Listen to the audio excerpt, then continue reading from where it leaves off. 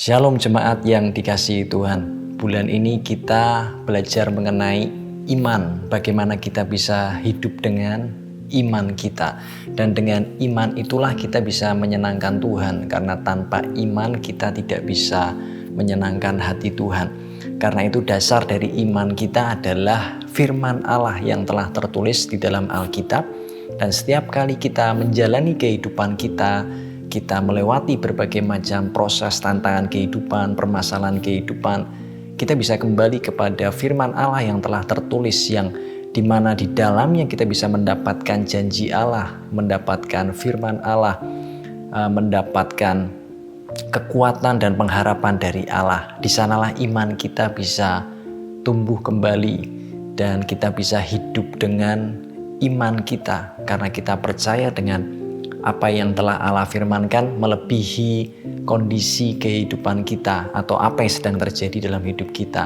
Iman kita membuat kita terus berjalan melampaui apa yang kita alami, karena Tuhan bisa memberikan sesuai dengan firman-Nya, karena Dia telah berjanji dan Dia yang akan menggenapi.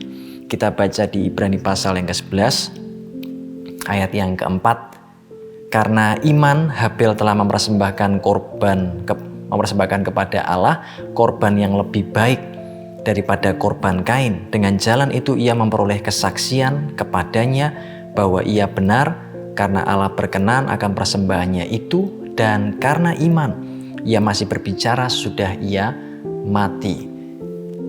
Alkitab menuliskan bahwa kenapa korban Habel lebih baik dari korban Kain, karena iman yang membedakan iman Habel dan iman Kain.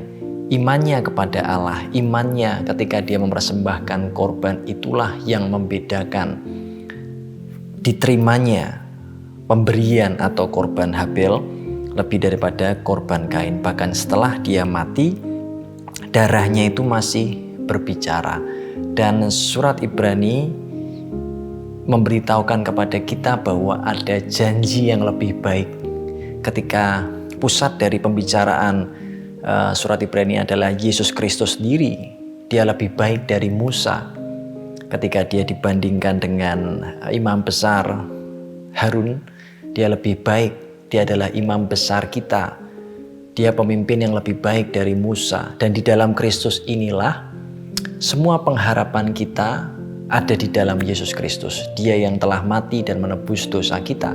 Ketika iman kita dilandaskan kepada penebusan Kristus dan pekerjaannya yang telah sempurna di atas kayu salib, maka kita bisa memiliki kehidupan yang lebih baik, baik di dunia yang sekarang ini maupun sampai di dunia akan datang dalam kehidupan yang kekal. Dan bagaimana kita bisa menerimanya? Kalau iman kita landaskan dan kita berharap kepada Yesus Kristus. Di sanalah semua janji Allah. Ketika kita ada di dalam Kristus, maka semua janji Allah itu bisa kita nikmati dan bisa kita terima. Dan bahkan di Ibrani 12 dikatakan darah Yesus itu berbicara lebih kuat daripada darah Habel. Dan dengan iman itu, kata surat Ibrani, kita bisa mengharapkan kehidupan yang jauh lebih baik. Di hidup di dunia ini, bahkan nanti tidak hanya apa yang kelihatan saat ini oleh mata jasmani kita, bahkan kita bisa berharap sesuatu yang jauh lebih mulia dari kehidupan yang sekarang, yaitu perhentian kekal kita, rest yang sejati kita, bersama-sama dengan Allah, kehidupan yang Allah janjikan, kota yang dibangun oleh Allah seperti yang dinyatakan kepada Abraham.